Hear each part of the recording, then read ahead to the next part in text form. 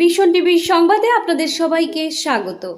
আজ ঊনকোটি জেলাভিত্তিক কৈলা শহরের ঊনকোটি কলাক্ষেত্রে গেজেটেড অফিসার সংঘের উদ্যোগে আত্মনির্ভর ভারতের অঙ্গ হিসাবে জেলার বাছাই করা 11টি স্কুলের ছাত্রছাত্রীদের নিয়ে বিতর্ক ও কুইজ প্রতিযোগিতা করা হয়েছে। এই বিতর্ক ও কুইজ প্রতিযোগিতার বিষয় ছিল স্বদেশি ও বিদেশি পণ্য ব্যবহারের সুফল ও কুফল নিয়ে। এই অনুষ্ঠান মঞ্চে উপস্থিত ছিলেন জেলা শিক্ষা আধিকারিক শ্রী প্রশান্ত কিলিকদার, নেতাজি বিদ্যাপীঠের হেডমাস্টার শ্রী অসিত দত্ত, কুমারঘাটের পাবিয়াচড়া স্কুলের হেডমাস্টার শ্রী সুব্রত পাল, রামকৃষ্ণ শিক্ষা প্রতিষ্ঠানের হেডমাস্টার শ্রী অসীম চক্রবর্তী ও শিক্ষা দপ্তরের ডেপুটি ডাইরেক্টর শ্রী রাজেশ দেববর্মা।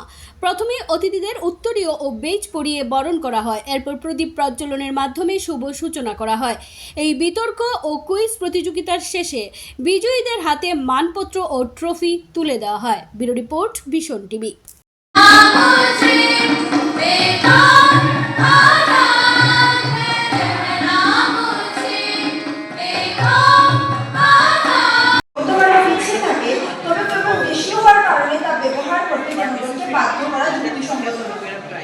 দ্বিতীয়ত, বিশ্ব আর্থিক গ্লোবাল আন্তর্জাতিক বাণিজ্য জেলাগুলোতে সুসম্পন্নভাবে আত্মনির্ভর হতে পারে।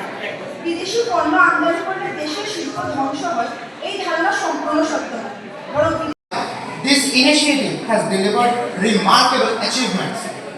In manufacturing, India has become the top smartphone exporter to the US, overtaking China with a 240% in shipment, thanks to the PLI scheme and global companies like Apple shifting producing here.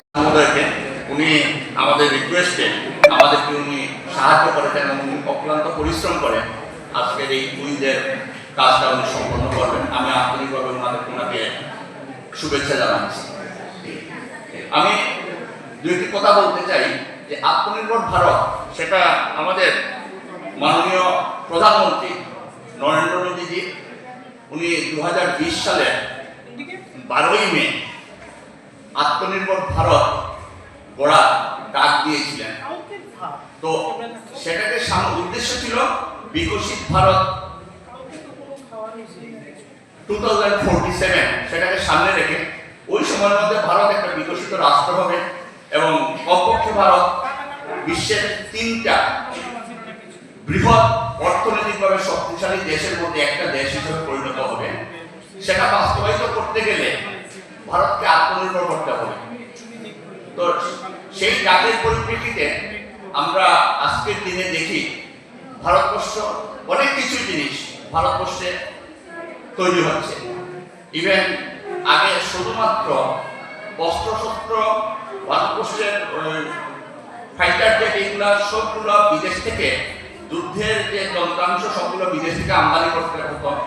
এখন আমাদের অন্যান্য দেশের সঙ্গে মিলে ভারতবর্ষ যৌথভাবে ভারতবর্ষের মধ্যে যুদ্ধাস্ত্র এবং এগুলো তৈরি করছে। কিছু কিছু অস্ত্র ভারতবর্ষ নিজের টেকনোলজিতে তৈরি করছে। তো আমরা দেখি আমাদের এই স্বদেশি দ্রব্য আমরা ব্যবহার করার ক্ষেত্রে আমাদের ছাত্রছাত্রীদেরকে আমরা যাতে উদ্বুদ্ধ করতে পারি, আমরা যত বেশি স্বদেশি দ্রব্য ব্যবহার করব, স্বদেশি পণ্য ব্যবহার করব, তত বেশি পরিমাণে আমাদের দেশ অর্থনৈতিকভাবে স্টেবল হবে এবং আমরা বিকশিত ভারত যে লক্ষ্য